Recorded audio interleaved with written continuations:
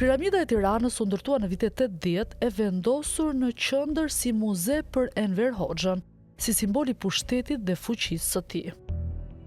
Xhemali, sot 60 vjeç, thot për sinjalizo: "Na çonin me klasën, hynim të gjithë brenda, për ne ishte madhështi, edhe pse jetonim në varfëri." Forma piramidale nuk ishte rastësore. Sipas urbanistit Gentian Kaprata, e quan një tempull të personalizuar të pushtetit komunist.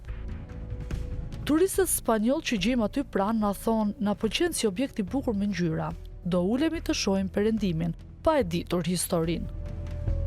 Pas vitit 1991, piramida humbi funksionin, u transformua disa herë, u kthye në qendër konferencash, stre televizioni dhe gjatë luftës baze NATO-s. Në vitet 2000 pati diskutime të mëdha nëse duhej shëmbur si simbol diktature apo të ruhej si dëshmi historike e memorjes kolektive. Ermal Hasimja ka mendimin se duhej kthyer në muze të krimeve të komunizmit. Shkallët janë zgjidhje, por kuboidet me ngjyra janë pa vend. Rikonstruksioni i fundit solli Tumo Tirana, një qendër teknologjike për të rinjt me 3000 nxënës çdo vit në disiplina të ndryshme krijuese. Më shumë se qendër teknologjike, piramida aktualisht është e rrethuar nga 11 kafene, bare e restorante të ndryshme brenda dhe përreth saj.